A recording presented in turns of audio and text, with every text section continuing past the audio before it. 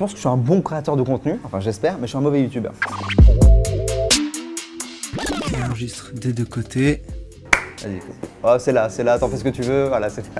Ma chaîne YouTube, c'est un peu compliqué de la définir, mais en gros, ça part de vulgarisation philosophique. Avec un pote, on a trouvé ce mot « brain entertainment ».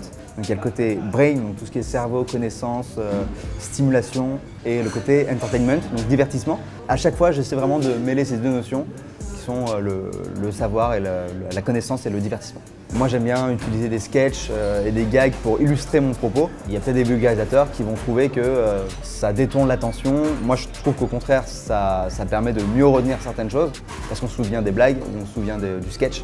Là-dessus, voilà, il n'y a pas vraiment de méthode. Je pense qu'il faut que chaque vulgarisateur a un peu son style.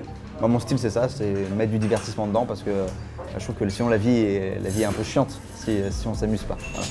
À côté de ma chaîne YouTube principale, j'ai deux autres chaînes YouTube. J'ai l'Anti-Sèche, qui est une chaîne YouTube qui aide à réviser en fait les collégiens et les lycéens sur le brevet et le bac. À côté de ça, j'ai aussi Craft, donc c'est un projet plus de médias lancé avec Hugo Décrypte, que vous connaissez peut-être. J'anime avec mon comparse Tom Aguilar un podcast qui s'appelle Le Meilleur Podcast, qui est vraiment bien, vous devriez l'écouter. Et j'ai aussi avec Arte fait une web série qui s'appelle Homo Digitalis.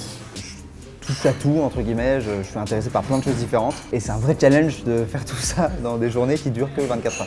Je pense que ce qui relie tous ces projets entre eux, c'est toujours la transmission. C'est à chaque fois de transmettre un truc aux gens, transmettre pas forcément des émotions, mais plus du savoir, de la connaissance, de la stimulation intellectuelle. Le fait que les gens regardent le truc et se disent « Ah, j'ai envie d'aller plus loin » ou « Ah, ça m'a appris ça », voilà. Un youtubeur, ça demande de la constance parce qu'il va créer une promesse. C'est-à-dire qu'on arrive sur sa chaîne YouTube, on se dit « Ok, j'ai envie de la suivre parce que ce contenu-là me plaît ». Moi, le problème, c'est que je fais des contenus qui est parfois tellement différents. Des fois, je parle d'actu, des fois, je parle de philo, des fois, je parle de socio, enfin bref, je parle de choses qui sont très différentes.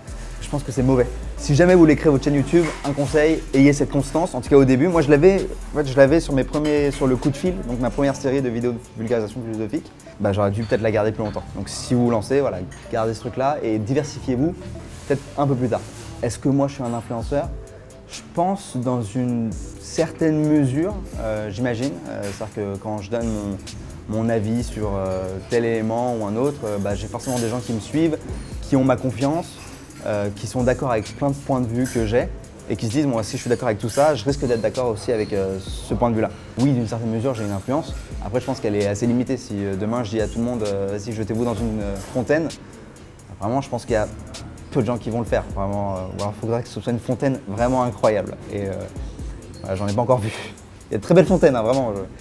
Mais souvent, en plus, les belles fontaines, elles sont gardées par des gens. Genre la fontaine de Trévi, impossible d'aller dedans. Anita Ekberg l'avait fait à un moment. Ça a inspiré la Dolce Vita d'ailleurs. Voilà. Par exemple, si demain, on devait imaginer une campagne d'influence pour Cyrus North, on pourrait partir du principe que, voilà, on a un groupe d'historiens qui a écrit un livre aux quatre coins de l'Europe, retraçant les légendes un petit peu urbaines et les légendes de chaque pays. La maison d'édition a envie d'en parler et de faire une campagne d'influence pour lancer le projet.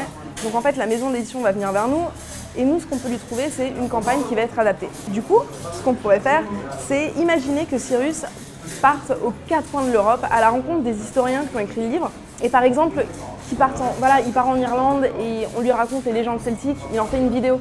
Il part en Roumanie, on lui raconte le conte de Dracula, il en fait une vidéo. Et tout ça sur des formats assez petits.